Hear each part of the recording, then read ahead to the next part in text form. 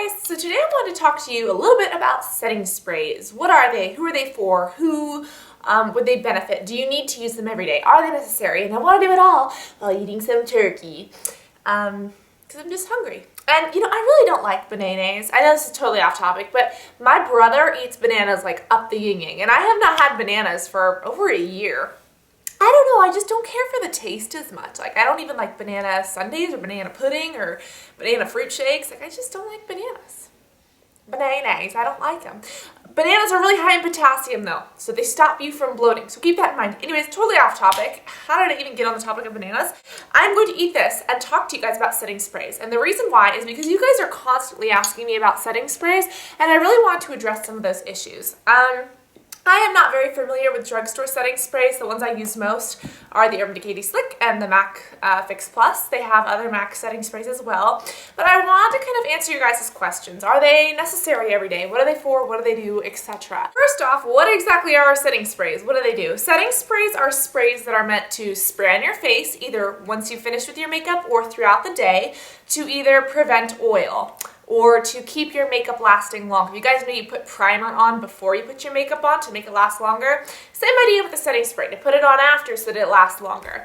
It's also the idea that if you have a cake face going on because of powder, it'll help the powder. Obviously, if you have a cake face going on, there's not much that can help it. But if you're looking good, then you powder, you're not looking too good, this will kind of help moisten up the powder so it still looks mattified, but it's not looking like overly powdery. You know what I mean? Like, it cuts down the powder. And if you have dry skin, some of these can actually give you a dewy finish, which will almost give you like a little bit of gloss. So if you really have dry skin, that's something you can do. Next question is, are they necessary in your daily makeup routine or in a makeup routine? And you guys know I used to use a setting spray every day. I've gone through many bottles of this.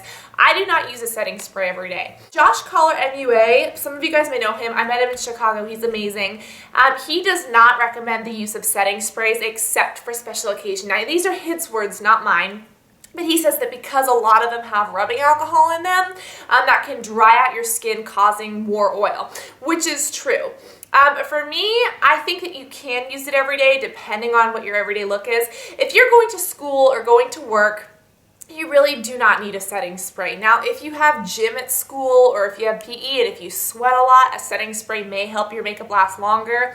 It's not exactly necessary if you're really cakey or powdery, or if you need your makeup to last through the whole day, maybe. Like if you're a news anchor, or if you're someone who's going to be on camera a lot, like a news anchor should probably be wearing setting sprays all day because she or he is, you know, constantly going to be in that light and stuff. Let's say that you're working in a doctor's office, or let's say that you're a teacher, or let's say that you work at a fast food restaurant.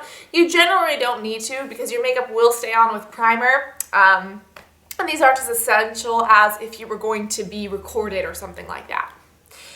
Now, for special events, for proms, for photo events, for birthdays, for photo shoots, if you're a model or something, I would definitely recommend setting sprays. Reason why is because they can really make or break a look. If you're looking a little bit powdery, that'll show up on camera. If you spray this, it'll kind of diminish that.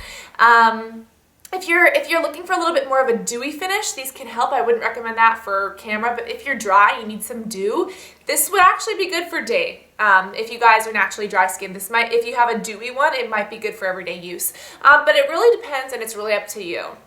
Is it necessary? I don't think so. Josh Collar says no because of the rubbing alcohol in there.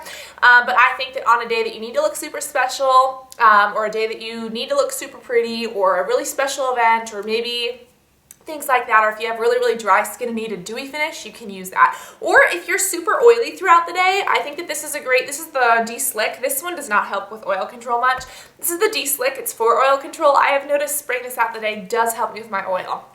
So if you're oily in your T-zone, no, you don't need to use this every day. But if you are like an oily bucket grease monster like me, then yes, you probably should be using this. Then yes, this may be a good idea. Whoa, I just threw it into my food. Yes, this may be a good idea to use every day. Let's eat this before I have a chance to throw more makeup in there. So on the topic of ingredients, or on the topic of rubbing alcohol, we should look at the ingredients. Now, I'm not very experienced with drugstore makeup. I said these are basically the only two lines I use. These are high-end. I don't know of any good drugstore ones. If you do, be sure to leave them in the comments below. But as far as ingredients go, I believe that both of these, I don't have the ingredients for the MAC because it's on the box. Oh, this probably has the ingredients on the box too. Well, I don't exactly know the ingredients because they're not on here, but like Josh Collar said, a lot of them have rubbing alcohol. Another good question, will setting sprays break you out? That's kind of confusing. If they have fragrance in them, if they have wax or oils, I would definitely say maybe stay away from them because they might be breaking you out a little bit.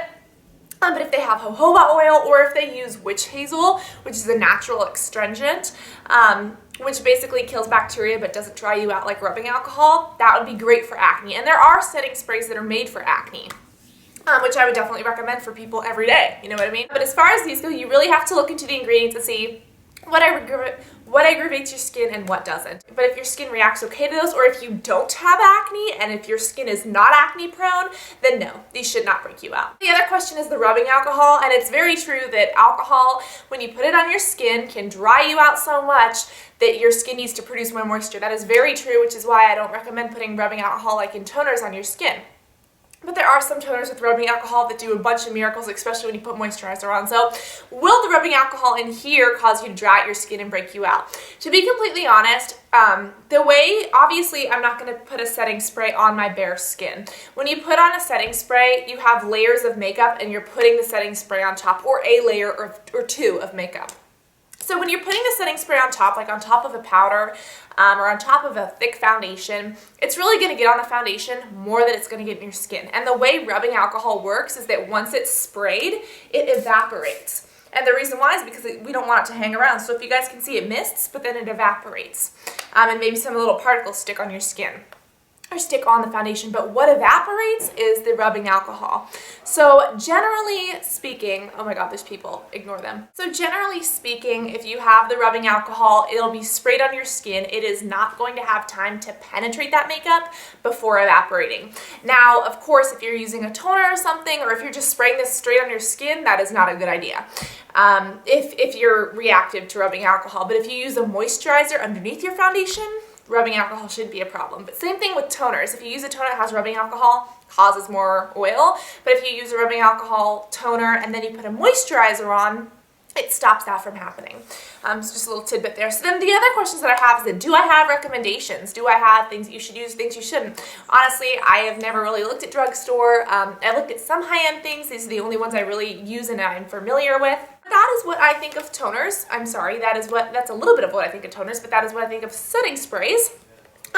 If you guys have a favorite setting spray from the drugstore or even from makeup store that I didn't talk about, be sure to share with me and everyone else because that would all help us. And if you guys have other information or if you have your own experience you want to share, please post it. But I hope that this helps you guys. It's just kind of my insight on things. And now that I'm done talking a million miles an hour, I can finally have time to eat my food. So I love you guys so much. I'm going to go chow down on this, and I hope this helps, and I will talk to y'all soon. Love you guys. Bye.